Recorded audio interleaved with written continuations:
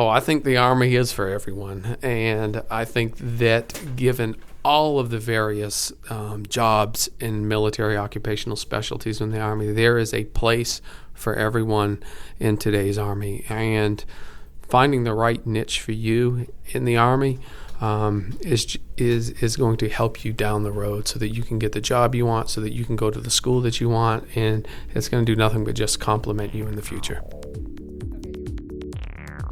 This is First to Strike, the podcast of the United States Army Baton Rouge Recruiting Battalion. This is Season 1, Episode 4. I'm Catherine O'Brien. STEM, science, technology, engineering, and math. You can't hardly hear about either education or the changing job market without talking about STEM. In Episode 3, we got into all the jobs that are available in the Army. If you missed it, you can always go back and listen.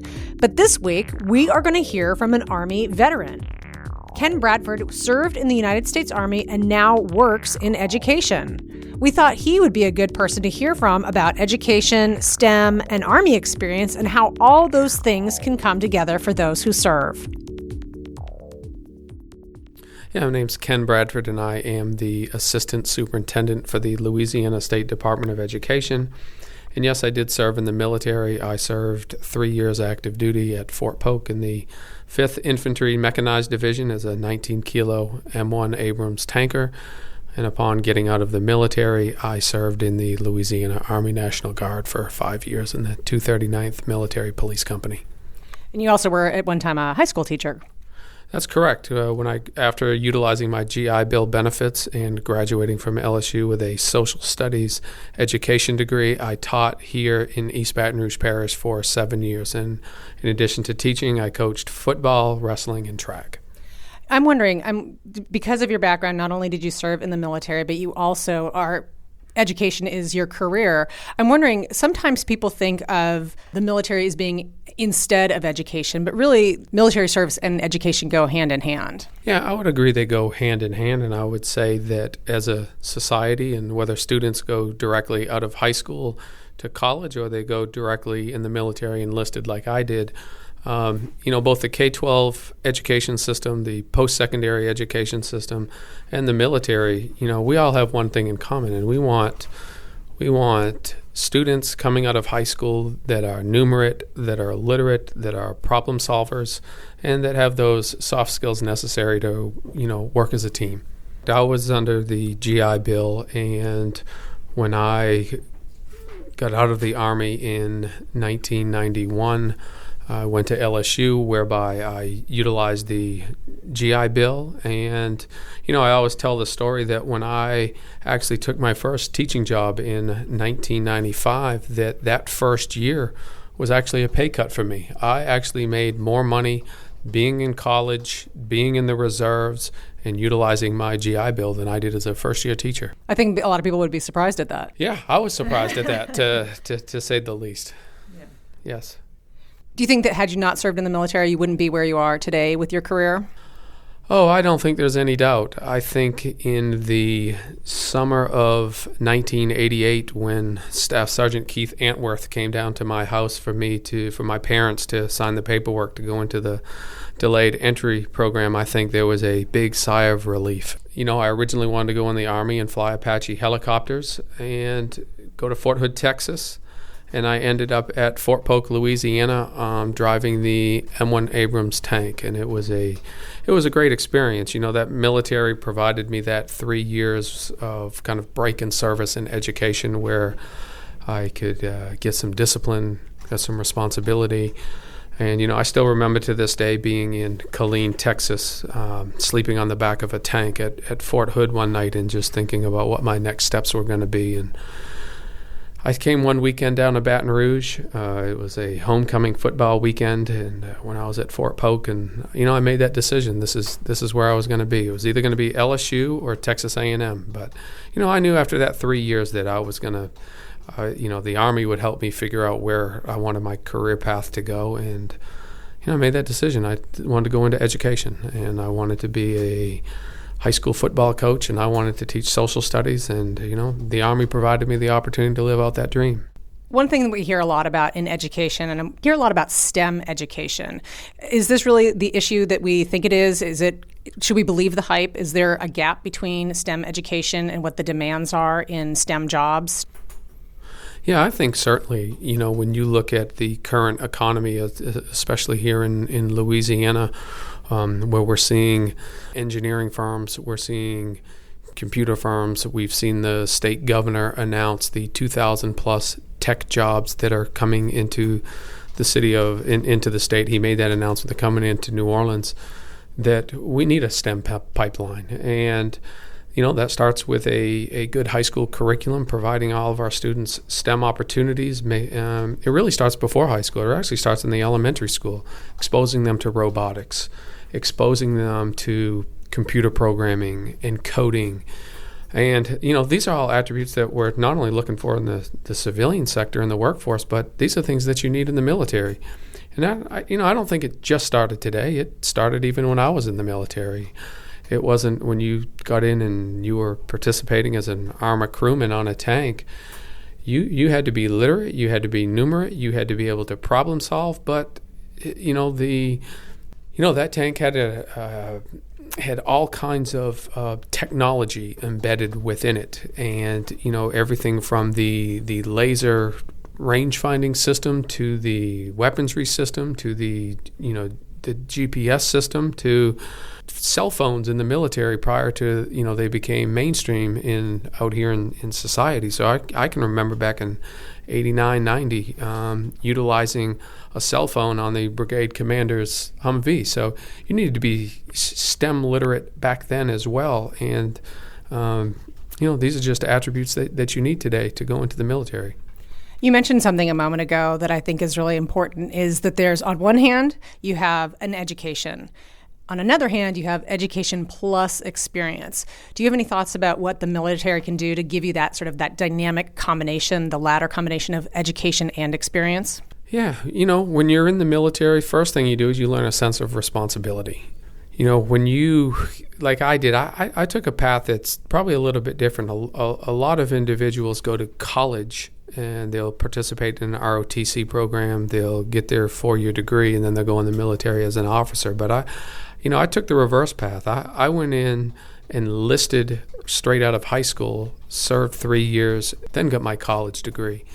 And I think the things I learned in the military really helped me be a good college student, and that's being responsible, having the discipline to study, also having the funding. While other students were having to work in fast food restaurants and manual labor jobs in the summertime, I had that opportunity to have that GI Bill, and I could focus my time and effort on studying, and I wasn't worried about where was the next tuition payment coming from. Well, I think the military service will complement, if it's not a career, it will complement what you want to do eventually down the road, and just the experience that you can get and all the jobs that are available in the military. I look at the jobs that are there, and it's just amazing to me, all of the STEM-related jobs that are there now. Certainly there are the infantry and the armor and the artillery, but even those jobs today, they're all STEM related. They're all GPS navigated. They're all about the technology. So, well, I think it sets you apart, because when you go on those job interviews, the employer knows that, one, you have a work ethic. Number two, you know how to problem solve. Probably more than anything, you know how to work as a team player. There is nothing that you're going to do in the military where you are doing it individually. Everything is about teamwork and accomplishing the goal. And, now that I'm in the civilian sector in my role, I take those things into consideration when I'm hiring. And, I have a large staff that works underneath me, and I'm looking for that. I'm looking for individuals that are responsible. I'm looking for individuals that are team players, and I'm looking for problem solvers. And those are all attributes that you're going to get by serving in the military. So when I interview somebody and they have past military experience, I already know they're bringing that to the table.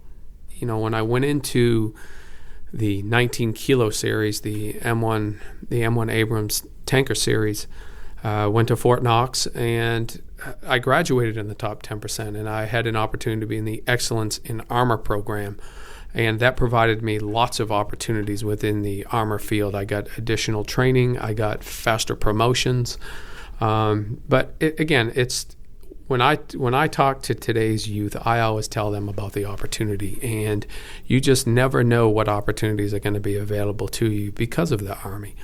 I grew up and lived for 18 years in Bangor, Maine, and it was a very cold experience living there.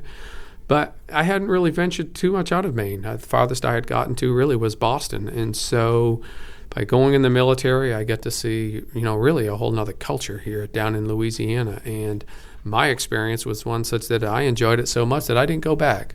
I spent 3 years at Fort Polk, Louisiana. Then I spent another 4 years at LSU. And then, I've decided to take up residence here. I just can't emphasize enough how much that kind of break in service from just spending my whole focus on attaining, you spend so much time in high school to walk across that stage and get your diploma. And then I just see so many of today's youth thinking, okay, I have to go to college right now. And just, realizing that when you're 17, you have a lot more. You have a lot of years left. So take advantage of those things while you can, and see what the world has to offer. Well, and you kind of hit it too, is that those opportunities can start closing if you don't take advantage of them during that time of your life. Certainly, there is a window of opportunity, and I think that those definitely have to be considered by today's youth. And I think it's veterans like myself coming back and being part of initiatives like the Grassroots Advisory Board, or being part of an Our Community Salutes program, where what we can do is actually speak to this young generation and share with them our experiences so that they can have the same type of positive experiences that we have and reap the benefits that the United States Army is going to provide you. A special thank you to Ken Bradford for speaking on First to Strike. Did you catch in Ken's interview that he was using a bag phone long before cell phones were something that the public at large had? The Army is always on the cutting edge of technology, the T in STEM. Advanced tech is part of the Army's mission, part of being ready. Whether it's ultra super advanced technology or even technology like social media, the Army is there. Speaking of which, we have a short bonus interview for you. Staff Sergeant Mo is a virtual recruiter. The Army is on social media, but it's a real person who's answering questions that come through Facebook, Twitter, Instagram, or Staff Sergeant Mo's favorite, Snapchat. Oh, and Staff Sergeant Mo sets the record straight on a lot of myths about talking to an Army recruiter. I spoke to Staff Sergeant Mo outside at the Red Stick Bowl. Hi. Hello. How are you doing? I'm doing amazing. My name's Staff Sergeant Mo. I am the virtual recruiter for the BatonRouge Recruiting Battalion, which encompasses Louisiana, Mississippi, and Tennessee. I control 56 Facebook pages as well as Snapchat accounts, YouTube accounts, and multiple other virtual means of recruiting. Instagram. We do have Instagram. Twitter. We do have it. Anything else? Google Plus. Google Plus, YouTube, and the Snapchats. What is your favorite? Which one is your favorite? Snapchat is slowly becoming the biggest and most used social media platform out there, especially with the generation that we're ultimately trying to recruit at this point. So Snapchat would probably have to be my favorite. What is the difference between virtual recruiter and recruiter? Virtual recruiter means I do absolutely nothing face-to-face. Everything I do is completely done through computer and digital means. The types of information that I help people with is pretty much anything that they need. So I send them out our digital means, so social media platforms, and they only contact me through them. I don't give them my phone number, and so they come to our social media platforms, and that's where they ask me any questions that they may have about the Army, military in general, and that's the information that they get. My job is just to find them through virtual means, and then point them in the right direction of a recruiter in their general area, who then meets them face to face. So, what are the most common questions you hear from people? Do active duty people have to live in Afghanistan for 3 years? Does the Army pay for college? Do recruiters lie? Just things like that. Just the very, very general questions that people get told all the time. Stereotypes about recruiters. Movies play a big role in what people think about recruiting. So to dispel some of those myths and what have you, I mean, do you feel like recruiters lie, or can people ask and expect to get accurate information from their recruiter? So we as recruiters don't get anything at all from recruiting. A lot of the most general thing that we get is that recruiters will tell you anything to get you to sign on the dotted line. Because we have a quota to meet. Well, that's just not true. I mean, there is no quota that we as recruiters have to meet individually. We don't make commission, which means that we have literally less than no reason to lie to you. The only thing that we get out of putting someone in the Army is just the gratification of knowing that we changed their lives. So, I mean, if you just have general questions about it and you walk into a recruiting station, there's absolutely nothing that commits you to joining the Army. As a matter of fact, one of the other common stereotypes that we have is that once you walk into a recruiting station, we're going to trick you into signing something that's just going to magically put you in the Army. But that's not what happens. So you can absolutely walk into a recruiting station and talk to someone and not feel pressured that you're going to have to sign any type of paperwork on the first day that will magically put you in the Army. I don't mean to laugh, but I mean, obviously that's something somebody asked, but it just I had to laugh because it seems, Yeah, it is a pretty crazy thing to think about. It's kind of like going to a car dealership and just imagine a car salesman just tricking you into signing some paperwork and here's your card. Thank you very much. It's not the way it works, though. Not the way it works. So, but the other thing we need to conclude with here is that since you're doing all those social media and the virtual, people should know that they can follow the Army on social media. Absolutely. So if you're looking to follow us on Facebook, we are at the BatonRouge VRC, which is Baton Rouge Virtual Recruiting Center. We also have the same Instagram and Snapchat. So Baton Rouge VRC. And we know you like Snap the best. You're on the Snap. Absolutely. If you look me up personally, I'll be at SSGMaux, MEAUX. Thank you so much for being on the podcast. Thank you. Okay, so now you know, no tricks. You can talk to a recruiter online on almost every social media platform. You can also go to goarmy.com. There is a ton of information on that site. If you have a question, your answer is probably somewhere on goarmy.com. But of course, you can always speak to a recruiter. You can call 1-888-550-ARMY. That's 1-888-550-2769. The First to Strike podcast is available on Apple Podcasts through iTunes, Spotify, SoundCloud, Stitcher, or really any podcast app. Search the hashtag First to Strike to find us everywhere. Hey, thanks for listening, everyone, and we'll see you next week on First to Strike.